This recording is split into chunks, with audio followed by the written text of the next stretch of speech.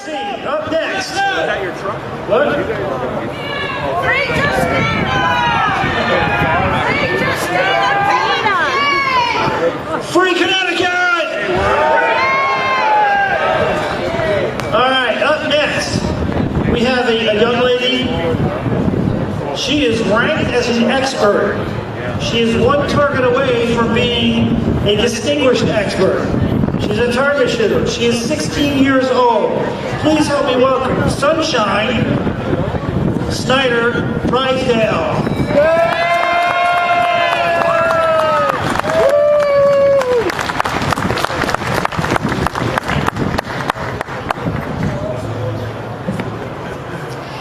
Hello, my name is Sunshine.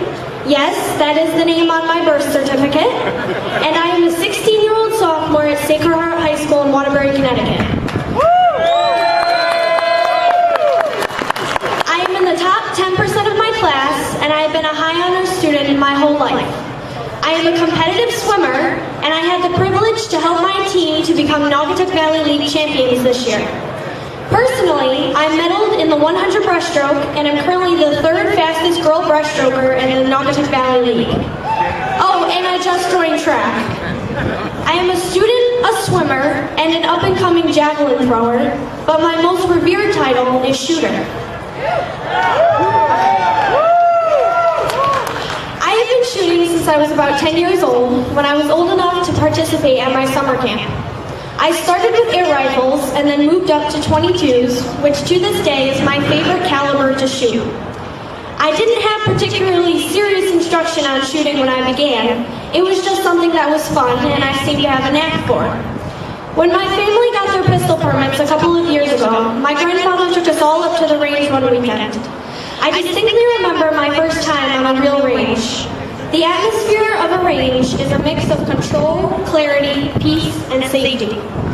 The familiar smell of gunpowder is a comforting smell to me because I know when I'm on the range, I am truly calm. I know for myself, shooting never fails to relax me, and it has also allowed me to hone in on concentration and focus, very valuable skills that have helped me in life off the range. Shooting has also trained me to be more aware of everything. The most important rule on the range is safety, and there can be no recklessness. It's fun, but it's safe fun, the best kind of fun there is. In the recent year and a half, shooting has become incorporated as a very important part of my life. Once stuff started going down, my mom jumped passionately on the Pro 2A movement, and as did I. Not because monkey see, monkey do, but because I understood it affected me as well. I remember coming to the rally at the Capitol last year, and my shooting has come a long way since then. I joined the High Rock Shooting Association's junior club last March, and I shoot every Sunday with some of the best coaches and friends I've ever had for any sport. Wonderful coaching and my passion for shooting have led to my near completion of the Winchester NRA Shooting Qualification Program. I am one sitting target away from becoming a distinguished expert in 22 rifles. I hope to complete it tomorrow, and when I do, I will be the third girl to have completed the program since it began 5 years ago.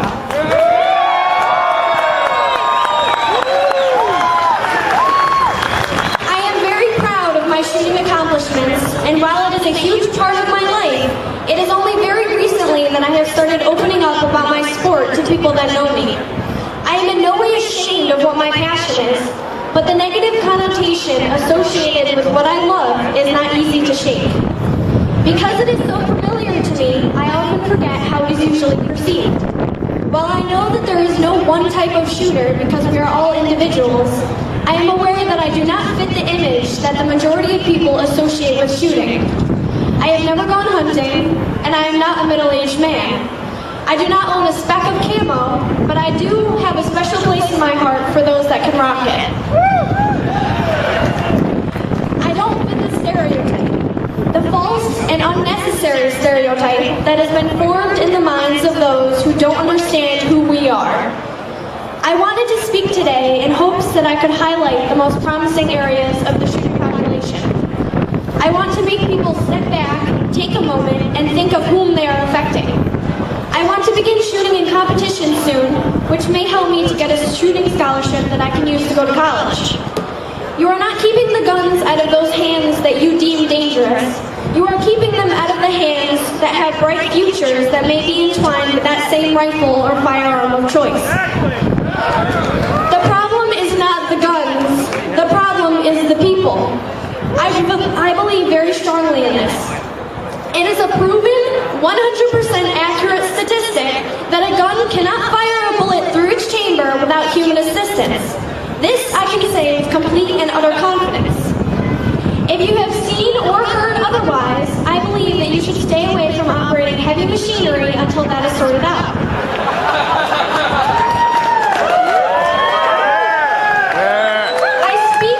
I speak for the kids who are just learning to shoot, those who have yet to experience it, those who love it as I do, and everyone that is being affected.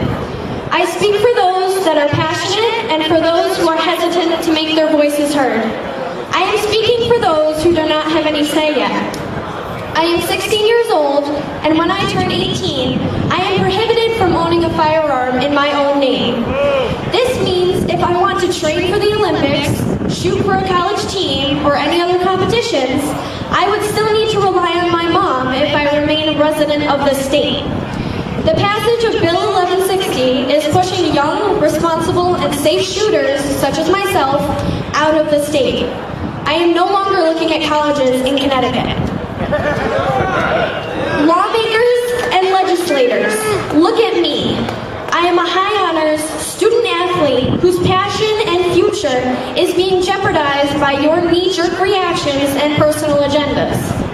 Not only am I the future of the state, I am the future of the country.